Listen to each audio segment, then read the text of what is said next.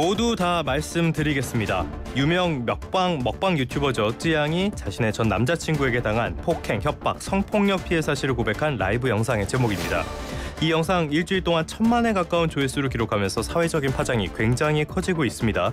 이제 이 사건의 초점, 쯔양의 피해 사실을 폭로한 일명 사이버 레카 유튜버들에게 맞춰지고 있습니다. 이원석 검찰총장까지 나서서 엄정 대응을 지시했는데요. 관련 내용을 임주혜 변호사와 함께 이야기 나눠보도록 하겠습니다. 변호사님 나와 계십니까? 네, 안녕하세요. 임주혜 변호사입니다. 네, 안녕하세요 변호사님. 본격적인 이야기 하기에 앞서서요. 사이버 레카라는 말 요즘 많이 나오고 있는데 사이버 레카 뭡니까? 그렇죠. 레카라고 하는 게 우리 견인차를 말하잖아요. 그렇죠. 예. 어떤 사고 현장이 발생하면은 좀 누구보다 빠르게 그 레카들이 출동을 해가지고 좀 현장을 좀 해결하고자 하는 그런 모습을 우리가 볼 수 있는데, 사이버 레카라고 한다면요, 어떤 이슈가 발생했을 때 좀 누구보다도 빨리 서로 경쟁적으로 이와 관련된 영상을 제작해서 올리고, 예. 그런데 그 누구보다 빨리 올리는 게 또 포인트다 보니까 어떤 사실관계에 대한 확인이라던가 조사 없이 좀 무분별하게 이런 이슈에 대해서 좀 뒤쫓는 그런 영상을 제작하는 그런 무리를 일컫는 용어로 지금 사용이 되고 있습니다. 그러니까 팩트 체크도 뒷전이고 자극적인 영상으로 돈벌이 이런 것들 하는 사람들. 그 사이버 레카 유튜버를 쯔양이 고소하겠다라고 밝혔는데요. 이렇게 고소하게 된 경위 어떤 겁니까? 그렇습니다. 사실 이 내용들이 쯔양 씨가 먼저 드러내면서 이런 내용을 밝힌 것은 아니었습니다. 예. 그런 부분보다는 오히려 한 유튜브 채널에서요, 쯔양 씨가 다른 사이버 레카 유튜버들로부터 이런 쯔양 씨의 과거에 대해서 폭로하겠다는 그런 협박을 받아오고 있다, 이런 내용들을 이 한 유튜브 채널에서 공개를 하게 된 것이죠. 네, 그러면서 그 유튜브 채널들 역시도 나는 그렇게 뭐 협박을 한 적이 없다, 이렇게 좀 사실관계를 반박을 해서 나섰고, 그러자 이제 쯔양 씨도 본인이 직접 이제 인터뷰를 자처하게 되면서 본인도 사실은 이 과거에 굉장히 오랜 기간 동안 전 남자친구이자 소속사 대표로부터 이게 협박과 폭행과 그리고 금전적인 갈취가 있었다, 이런 피해 사실들을 고백하게 되면서 사건이 또 새로운 국면을 맞게 됐고요. 이 과정에서 이 쯔양 씨의 이런 과거를 폭로하겠다고 하면서 금전을 갈취한 것으로 전해진 그런 그 사이버 레카 유튜버 채널들이 진실 공방을 이어가게 되면서 쯔양 씨 측에서도 이게 더 이상 묵과할 수 없는 수준에 이르렀고, 이제 공익적인 측면이라든가 이런 부분을 감안했을 때 본인도 이런 피해 사실에 대해서 정확하게 알리고 법적인 판단을 받을 필요가 있다고 보아서 결국 이번에 고소를 진행하게 되었습니다. 그러니까 협박해서 금품을 요구한 거잖아요. 그러면 공갈 혐의가 되는 건가요? 그렇습니다. 말씀 주신 것처럼 공갈 혐의가 적용이 될 수 있는데요. 그러니까 쯔양 씨를 자유로운 어떤 의사 상태를 억압해서, 그러니까 협박하고 뭔가 과거를 밝히겠다, 과거의 사실을 알리겠다, 이렇게 협박을 하면서 이를 목적으로 해서 금전을 갈취했다고 보는 것이죠. 그렇기 때문에 공갈죄 혐의가 적용이 될 수 있고, 만약 여러 명이서 함께 이런 일을 벌였다면은 2명 이상이 공갈을 한 경우에 해당을 해서 특수 공갈 혐의도 적용이 될 수가 있습니다.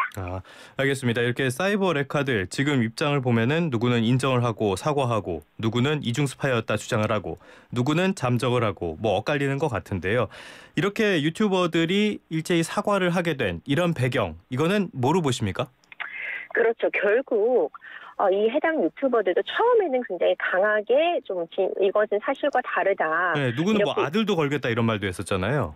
그렇죠. 그런 부분도 있지만 일단 녹취록들이 굉장히 다량으로 공개가 되었어요. 그런데 실제로 쯔양 씨에게 일단 협박을 했는지 이런 부분에 대해서는 아주 정확히 조사가 이루어진 바는 없지만 지금 중요한 부분은 어쨌든 그 대화 내역이 문제가 될 만한 요소를 다분히 많이 포함하고 있었던 것까지는 맞거든요. 그러니까 쯔양 씨에게 뭐 돈을 받아내보자, 이런 뉘앙스가 충분히 국민들로 하여금 공분을 살 만한 그런 내용들이 담겨있던 것은 맞기 때문에 일단 해당 유튜버들도 그런 부분에 대해서는 발빠르게 사과를 했고요. 그리고 지금 유튜버 정국진 같은 경우에는 300만 원을 받았다, 이런 부분을 인정을 했고, 다만 구제욱 같은 경우에는 지금 받은 것으로 알려진 5,500만 원에 대한 대가성에 대해서 본인이 협박을 해서 받은 것이 아니라 오히려 다른 유튜버들이 쯔양 씨의 과거를 폭로하는 것을 막는 일종의 용역 대금, 그러니까 일을 하고 받는 금액이었다, 이렇게 주장하고 있어서, 하지만 쯔양 씨는 그것이 사실과 다르고 공갈에 의한 금전 제공이었다고 하고 있기 때문에 그 부분은 수사기관의 조사가 필요하겠지만 일단 발빠르게 사과를 해야 한 이유는 어떻게 보자면은 지금 여론이 매우 좋지 못했습니다. 예. 그 해당 유튜버들이 일종의 사적 제재라고 볼 수 있는 어떤 사실에 대해서 수사기관보다 더 발빠르게 밝히고 어떻게 보면 가해자를 응징한다 이런 컨셉으로 해서 많은 국민들이 또 그런 법의 판단에 너무 못 미친다. 항상 국민들의 법 감정에 못 미치는 판단에 좀 아쉬워했던 국민들에게 통쾌감을 선사해주기도 했던 그런 유튜버들이거든요. 예. 그런데 오히려 그런 진실의 편에 선 것이 아니라 지향 씨 같은 사람을 이제 뒤에서 협박했다는 사실이 알려지면서 굉장히 여론이 좋지 못했죠. 그러면서 이제 나중에 살펴볼 또 수익 중지, 그러니까 유튜브에서도 수익 중지 조치를 하기도 하면서 결국 이런 부분에 대해서 이제 일단 사과를 하고 사건을 좀 진정시켜 보려고 한 측면이 있었으나 결국 이제 수사기관의 판단에 최종적인 판단을 맡겨지게 된 상황입니다. 뭐 밀양 사건처럼 이렇게 사이버 레카들이 어떤 통쾌감을 주는 경우도 있긴 하지만 뭐 그 민낯을 이번에 어느 정도는 본 것 같기도 한데요. 말씀하신 것처럼 수익 중단 조치 이게 있었습니다. 이 이야기 하기에 앞서서요. 유튜버들이 돈을 어떻게 버는 겁니까? 그렇죠. 이 유튜브의 수익 구조를 우리가 좀 살펴볼 필요성이 있을 것 같아요. 예. 그것이 결국 요즘 문제되고 있는 이 유튜브 상에서의 어떤 그런 문제들이 한가 맞닿아 있다고 볼 수 있거든요. 그렇죠. 예. 일단 기본적으로 유튜브는요. 우리가 시청을 하게 되면은 중간에 광고가 붙게 됩니다. 맞아요. 그러니까 누구나 유튜브 영상을 올렸을 때 이 광고가 붙는 것은 아니고요. 어느 정도 일정 구독자가 채워지고 시청 시간이 채워지게 되면은 그 영상을 올린 그 유튜버가 수익을 창출할 수 있는 그런 모델이 만들어지게 됩니다. 네.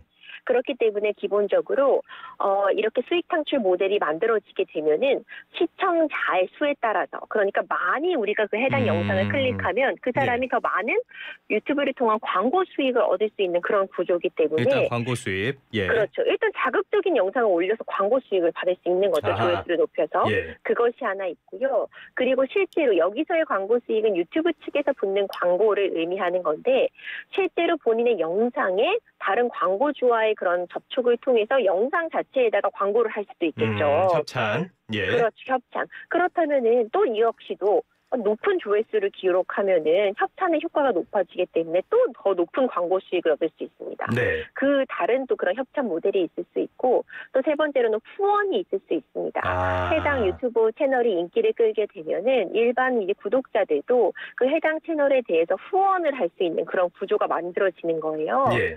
실제로 계좌번호를 공개해두기도 하고 뭐 슈퍼챗 등을 통해서 여기다 후원을 해달라 이런 영상들을 쉽게 찾아볼 수 있는데 그런 뭐 유튜브 광고 수익 그리고 협찬 그리고 이제 후원 이런 구조를 통해서 수익을 올리고 있는데 실제로 우리가 생각하는 것보다 일부 이제 대형 유튜브라고 볼 수 있는 많은 구독자를 거느린 유튜버의 경우에는 그 수익이 어마어마하다 이렇게 평가할 수 있습니다. 그러니까 이렇게 팩트 체크도 제대로 하지 않고 자극적인 영상을 올리는 이유 결국에는 돈이 그 목적에 있다고 봐야 될 텐데 그렇다면 유튜브 자체에서 수익 중단 이런 걸 조치를 한 거는 굉장히 치명적이라고 볼 수 있을 것 같습니다. 유튜브에서 수익 금지 조치를 하는 가이드라인 이것도 나와 있습니까? 그렇죠. 이제 이 부분도 굉장히 지금 이번에 중요하게 평가가 되고 있어요. 왜냐하면은 이전까지는 이렇게 일단 뭐 문제가 되더라도 올리고 나면은 내가 그냥 돈을 벌 수 있는 그런 구조다. 그렇기 때문에 오히려 사실이 아님을 알고 있어도 이게 허위 사실임을 알고 있어도 일단 영상을 제작해버리는 그런 일들이 있었거든요.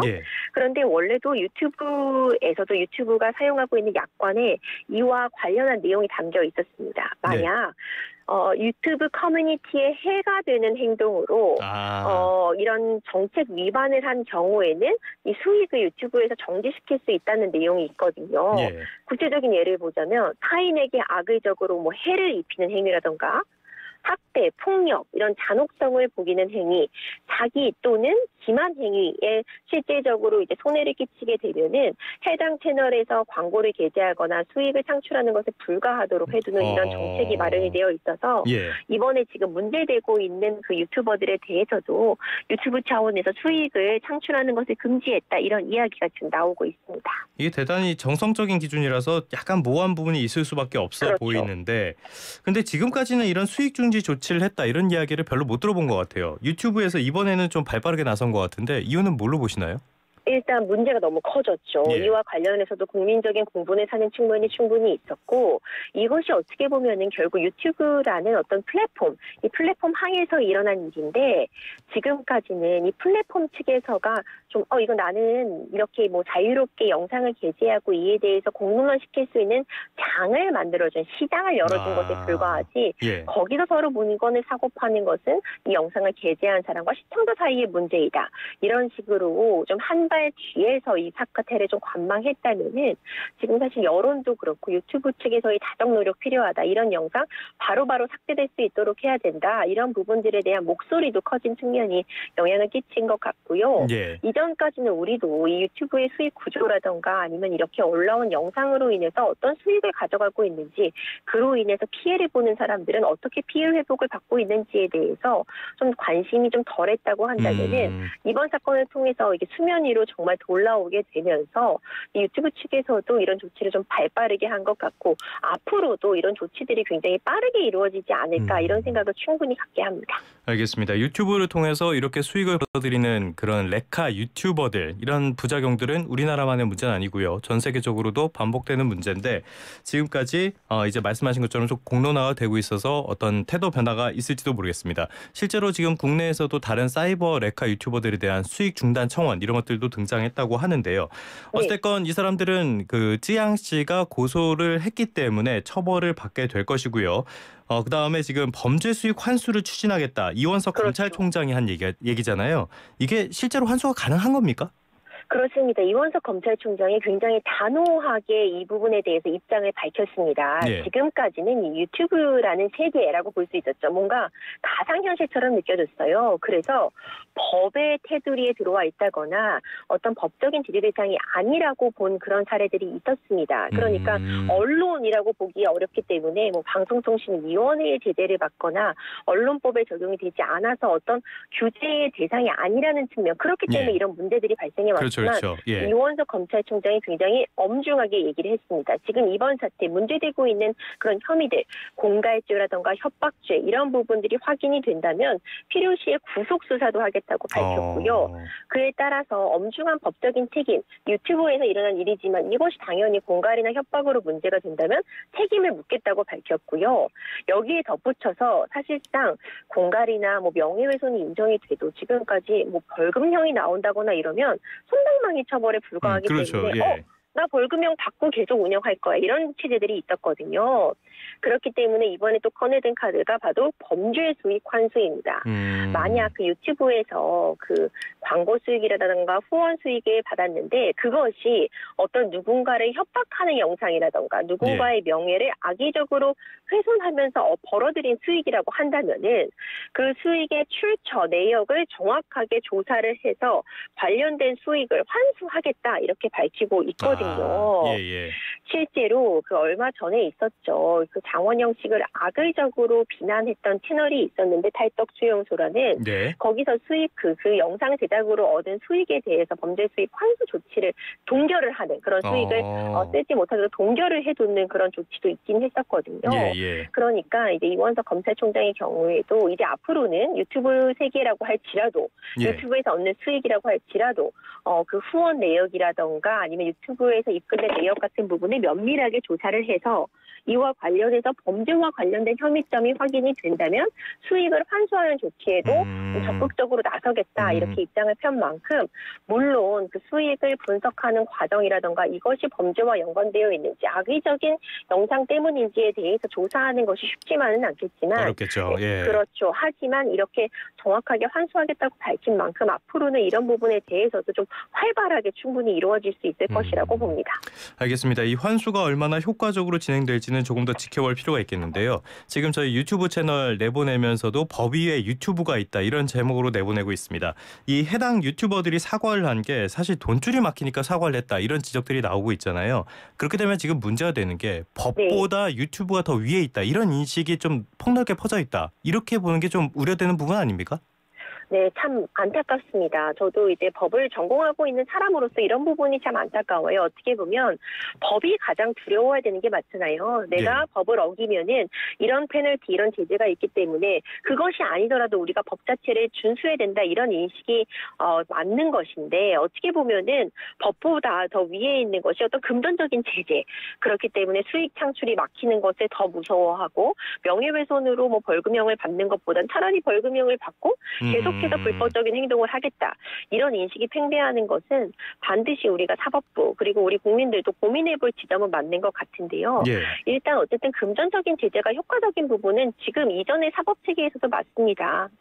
어떤 고소가 있었을 때 합의금을 통해서 어떤 형량을 낮춰주는 그런 요소들이라던가 예. 아니면은 형사처벌 이후에 민사적인 어떤 민사손해배상 청구를 통해서 피해를 회복해 오는 부분은 사실상 어떻게 보면은 금전적인 어떤 회복과 법적인 제재, 형사적인 제재는 같이 가는 것이 맞기 때문에 이번 사태의 경우에도 앞으로 이제 재발 방지가 가장 중요하잖아요. 예. 어떤 유튜브 상에서의 어떤 이런 배 위에 있는 것 같아 보이는 이런 제재들을 좀 제대로 하기 위해서는 형사적인 처벌도 물론 필요하겠지만 유튜브 수익 창출 금지라던가 내지는 민사적인 손해배상을 묻는 이런 부분들 함께 가야지만 결국 근절이 가능하다고 생각하고 있습니다.